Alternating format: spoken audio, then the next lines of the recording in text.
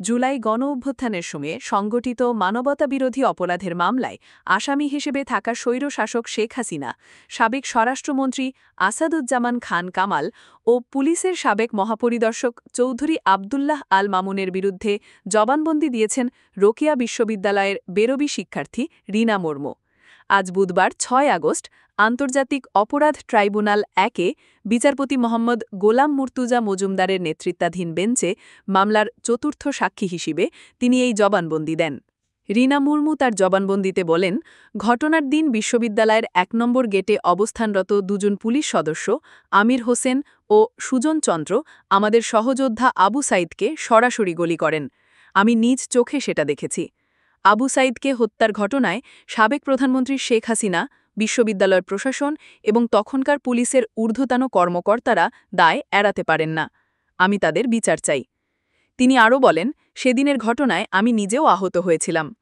জবানবন্দি প্রদানের পর শেখ হাসিনার পক্ষে রাষ্ট্রনিযুক্ত আইনজীবী আমির হোসেন তাকে জেরা করেন। প্রসিকিউশনের পক্ষে উপস্থিত ছিলেন প্রসিকিউটর মিজানুল ইসলাম এবং গাজী এমএইচ তামিম। এর আগে গত ৩ আগস্ট এই মামলার প্রথম সাক্ষী হিসেবে জবানবন্দি দেন মাইক্রোবাস চালক খোকন চন্দ্র বর্মন। গতকাল অর্থাৎ ৫ আগস্ট আনুষ্ঠানিকভাবে শুরু হয় এই মামলার বিচার। আন্তর্জাতিক অপরাধ ট্রাইব্যুনাল ১-এ প্রসিকিউশনের সূচনা বক্তব্য উপস্থাপন ও সাক্ষ্য গ্রহণের মধ্য দিয়ে বিচার কার্যক্রম শুরু হয়।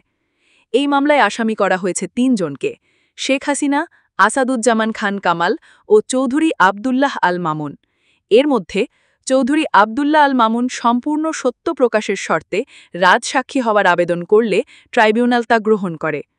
গত ১০ জুলাই আন্তর্জাতিক অপরাধ ট্রাইব্যুনাল ১ মামলার ৩ আসামির বিরুদ্ধে আনুষ্ঠানিক অভিযোগ গঠন করে বিচার শুরুর নির্দেশ দেয়। একই সঙ্গে ৩ আগস্ট সূচনা বক্তব্য উপস্থাপন ও সাক্ষ্য গ্রহণের দিন ধার্য করা হয়।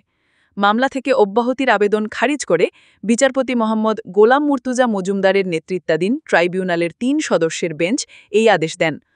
অপর ২ সদস্য হলেন বিচারপতি মোহাম্মদ শফিউল আলম মাহমুদ এবং বিচারক মোহাম্মদ মুহিতুল হক ইনাম চৌধুরী। এর মধ্যে দিয়ে আনুষ্ঠানিকভাবে জুলাই গণহত্যা মামলায় শেখ হাসিনা সহ ৩ জনের বিরুদ্ধে বিচার শুরু হয়।